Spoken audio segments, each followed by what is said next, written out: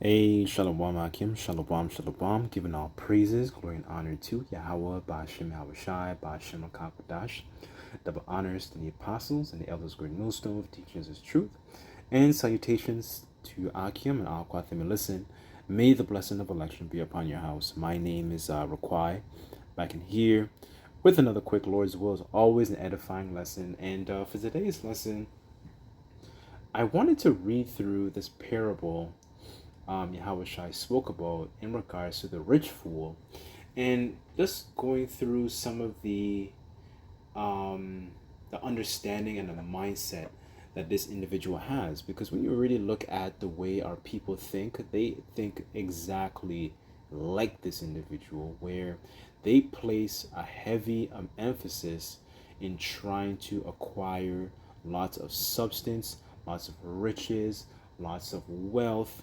and think they can use that to solve a spiritual problem, right? But you realize that our people, they're lacking in a spiritual sense, but they're using, essentially what they're doing is using a carnal solution. I'm sorry, yes, using a carnal solution to fix a spiritual problem, right? And they don't understand why the reason that they are in the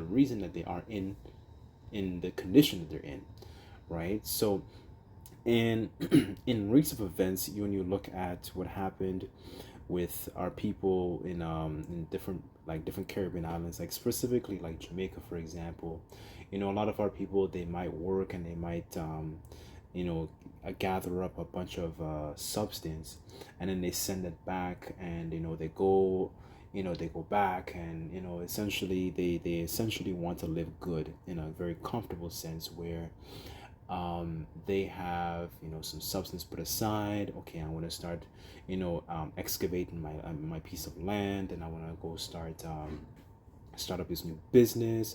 I'm going to what's it called, build this new house. And a lot of our people realize that you're in debt spiritually, and because of that, the Lord can easily you know easily cash in on judging you, because our people don't seem to understand that we transgressed against the Lord, right? So I wanted to read this parable in regards to the rich fool, right? And hopefully, and Lord's will is always that this lesson may be edifying, right? So this is Luke chapter 12, verse 16, and it reads, "And he spake unto them, saying, a ground of a certain rich man brought forth plentifully." Excuse me. "And he thought to himself, saying, What shall I do? Because I have no room where to bestow my fruits. And he said, This I will do. I will pull down my barns and build greater, and there I will bestow all my fruits and my goods. And I will say to my soul, Soul, thou hast much goods laid up for many years. Take thine ease, eat, drink, and be merry," right? So what comes with acquiring a lot of substance is the fact that they're able to enjoy the fruits of the labor thereof, no pun intended, right? And it shows that, it just shows you the priorities where our people's minds are, where a lot of our people's minds are. It's strictly just trying to acquire, like they say in the world, secure the bag, so to speak, right? And at any cost and any means necessary. As a matter of fact, let me read this.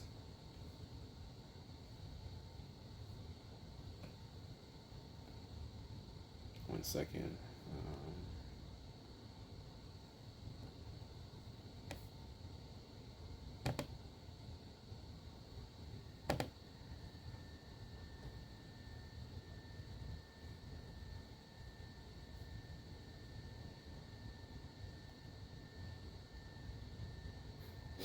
It says, Sirach 31 verse 1, and it says, "Watching for riches consumeth the flesh, and the care thereof driveth away sleep. Watching care will not let a man slumber. As a sore disease breaketh sleep, the rich hath great labor in gathering riches together, and when he resteth, he is filled with his delicates." So this is the state of a person who has a lot of substance. They sacrifice their welfare, they sacrifice their health, they sacrifice, whether it's obligations, and it essentially takes a toll on you. But one of the main things a lot of people, they disregard the fact that we're essentially are in spiritual debt. They don't understand that, and because of that, because they spend so much time acquiring a lot of substance and wealth and so on and so forth, they're basically, in the spirit, they're bankrupt, right? So let me go back to the parable, just to show you the mentality of how our people operate, right? And continue to operate, because they and this is also speaking from not necessarily experience, but witnessing how other people in different like islands, they operate, where Jake is scattered, and they go to very far lengths to make sure that they establish themselves, and essentially, and then they think everything is good and curry and crisp, right? But they've disregarded the fact that you don't have a healthy relationship towards the Lord, right? And the Catholic Church hasn't done you a very good job in actually instructing you properly, because you think that God is all love all the time. So when evil comes upon you, you think you don't have an understanding. And the scriptures talk about how, I, the Lord, do all things, right? So let me go back here, and I'll read verse 18. And it says, "And he said, This I will do. I will pull down my barns and build greater, and there I will bestow all my fruits and my goods.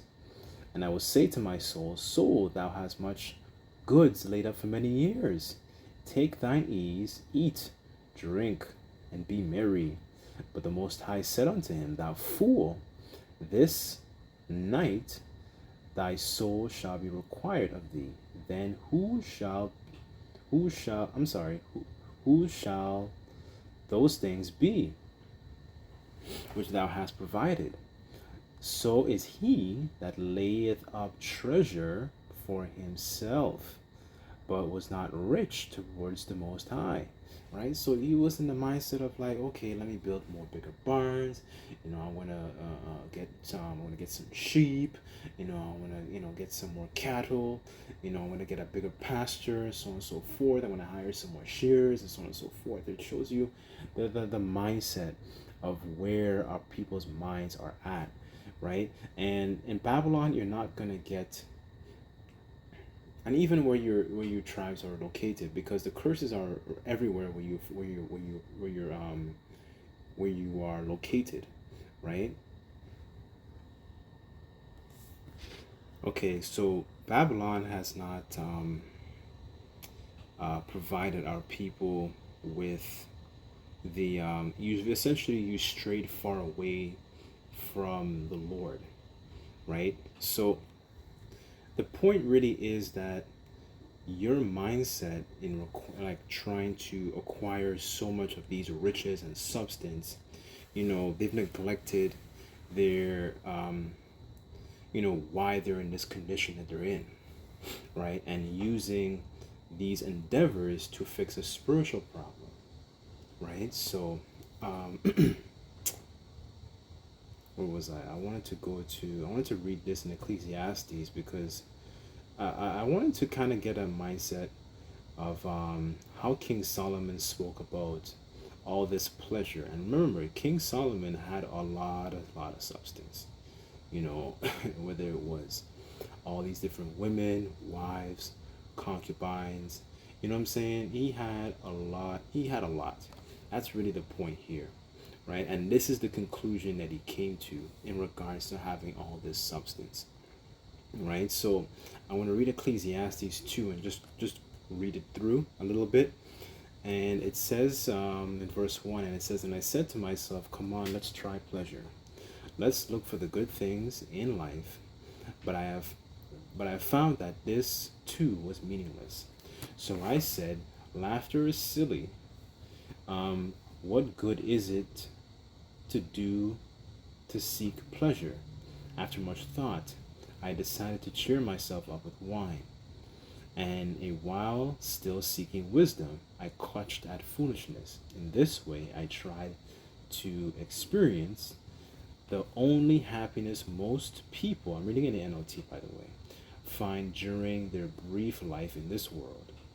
So I tried to find meaning in building huge homes for myself and planting beautiful vineyards, right? So, if you go through the story, David essentially he put down, these different heathens, right? And he had a lot of these heathens in subjection, and he put garrisons, and he had a lot of these heathens coming to, essentially bringing them their substance and their riches and their concubines, if I'm not mistaken, also, right?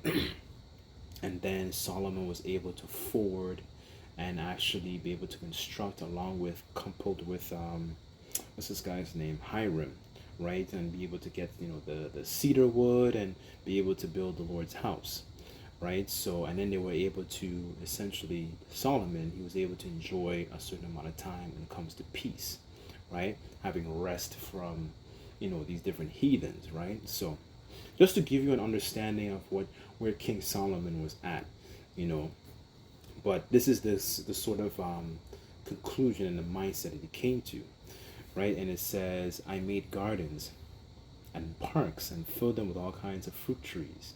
I built beautiful reservoirs to collect the water and to irrigate my many flourishing groves. I bought slaves, both men and women. Others were born into my household.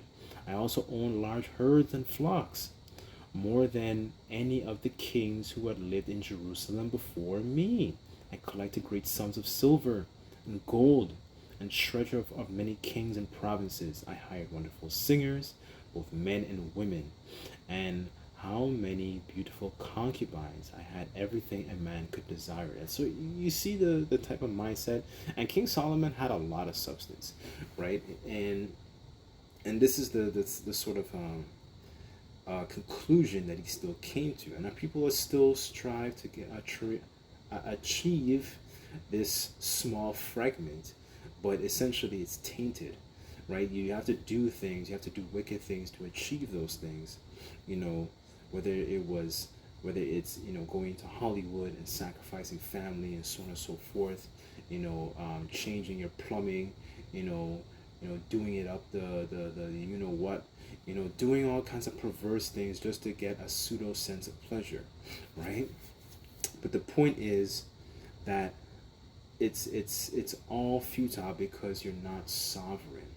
You're not in a position where you have the last say. You're not in a position where the enemies are coming to you for the want of all things.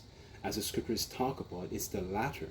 You have to go to your enemies for the want of all things, whether you're in Babylon or not, right? If you're not in Babylon, you still have the same problem because you have heathens through these different corporations, whether it's Esau, whether it's Moab, coming to your nations, trying to extract your resources, and you have to go to them to get what you want, right? So you're not in a position where you're sovereign, right? This is why scriptures talk about how wisdom really and truly is the principal thing, right? And our people have neglected wisdom and neglected neglecting Yahweh Bashim Shai, right? It shows you, that chasing all this substance is really and truly futile. Yes, the scriptures do talk about how money is a defense, but our people has a very unhealthy when it comes to mindset in regards to the money,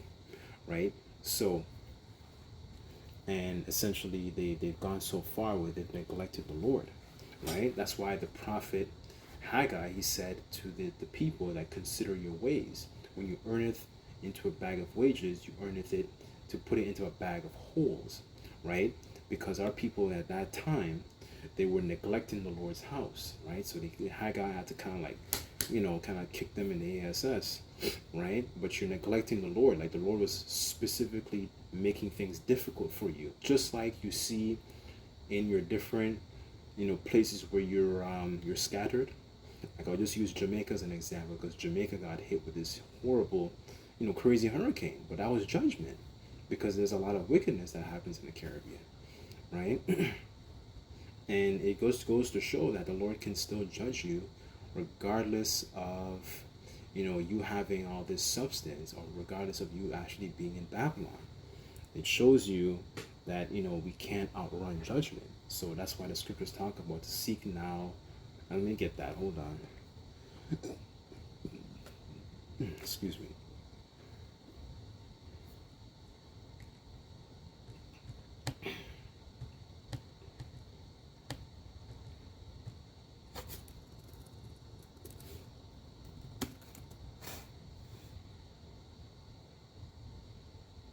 Because what happened to in Jamaica, that's an evil time, right? That's a plague, right? So a lot of y'all don't have clean running water. You don't have a roof over your head, you know.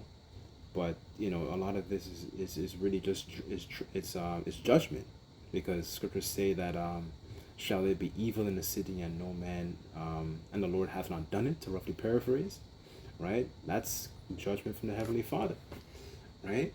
But let me read this here in Ecclesiastes. Just Ecclesiastes chapter 12, verse 1, and it says, remember now thy Creator in the days of thy youth, and when the evil days come not, and the years nor the years, draw nigh, and thou shalt say, I have no pleasure in them, right? So, you have you're in a position where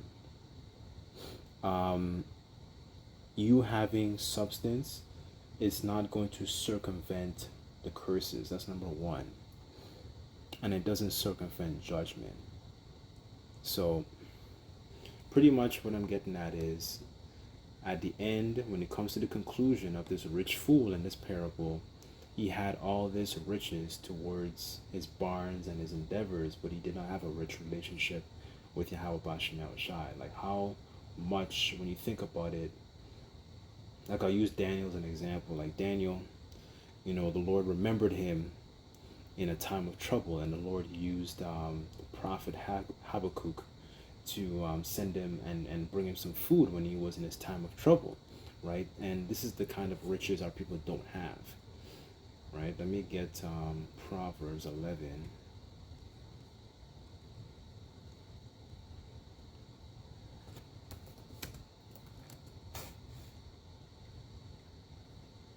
This is Proverbs chapter 11, verse 4, and it says, riches profit not in a day of wrath, but righteousness can deliver from death, right? So now people are wise to do evil and to do good. They absolutely have no knowledge, right? So that's pretty much it. I just wanted to do a quick let me read verse 8. Look at this.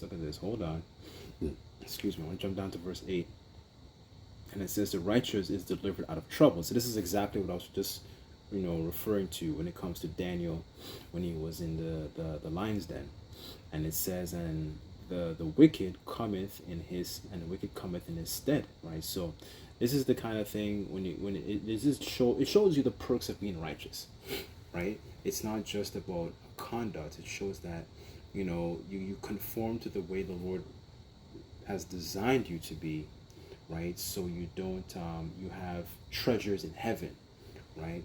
So I just wanted to do a quick lesson in regards to having substance, right? And there's nothing wrong with having substance. It's just how people's mentality goes too far when it comes to having substance. As a matter of fact, let me end off with this last one. Hold on.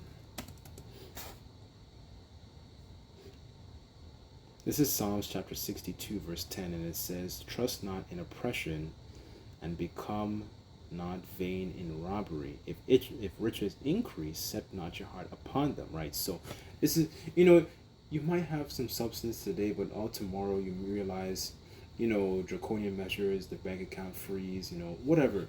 These things can happen, right? And second Ezra 16, it gives you a certain type of mindset where, okay, you have some substance, you gather up, you might have your own vineyard, or in today's terms, you might have your own business, but at some point you're going to have to leave behind that business because you're not going to be able to enjoy the fruits and the labor thereof, right? Because we're not living in a time of where we're actually sovereign. So that's pretty much it. Lord's will, this lesson was edifying. Just like to give all praises, glory, and honor to Yahweh Bashem El Shai. Until next time, I say Shalom.